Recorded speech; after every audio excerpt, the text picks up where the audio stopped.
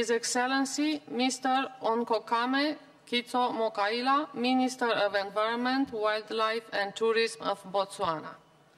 Your Excellency, you have the floor. Thank you, Madam President. Madam President, Your Excellencies, distinguished delegates, ladies and gentlemen, allow me to express my personal appreciation and that of my delegation to the government and people of Denmark for their hospitality and the Secretariat for their excellent arrangements. Madam President, Botswana is experiencing the impacts of global warming and climate change. Extreme weather events such as storms, floods, and droughts are recurring more often and are becoming more prolonged. Botswana's vulnerability to the adverse effects of climate change points to two critical challenges. One, the need to better understand the science of climate change. Two, the need to determine the environmental and socio-economic impacts of climate change on sectors such as health, water, tourism, mining, and agriculture. Madam President, Botswana would like to reiterate its commitments to the Kyoto Protocol and the Climate Change Convention. In Indonesia, we defined the Bali Roadmap. In Denmark, we are determined to seal a Copenhagen agreement which will fulfill our commitments from Bali. The impacts of global warming and climate change are pronounced and evident across sectors. Climate change impacts on the health sector, for instance, have led to increased incidences of and geographical spread of malaria and diarrhea.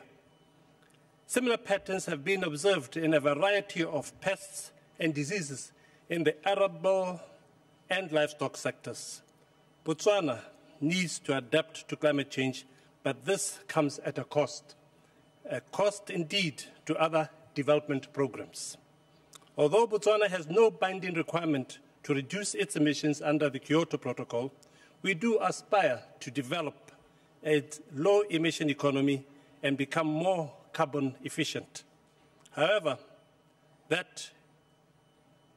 for that we require funding, technology, and capacity. We recognize the importance of forest management and avoiding deforestation in sequestering carbon. We acknowledge the existence of clean technologies, but need a global framework for technology transfer, including financing. At the sub-regional level, there is need to put in place high-resolution climate modeling for forecasting to allow us to determine and cope with future impacts of climate change on our key sectors. At the national level, we need to understand the impacts of a 2-degree increase in temperature on our ecosystems.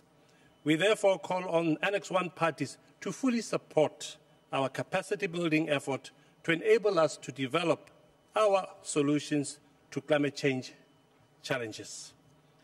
Furthermore, we need adaptation financing and technology transfer. This will allow us to achieve sustainable development agenda. These and other measures would ensure that we will have access to predictable, additional, and sustainable funding for climate change adaptation, which most of us need in the short term.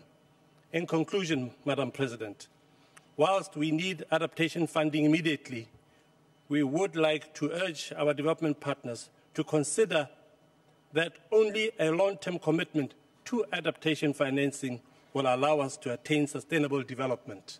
And let me remind us all that we did not inherit this world from our parents, but we have borrowed it from our children.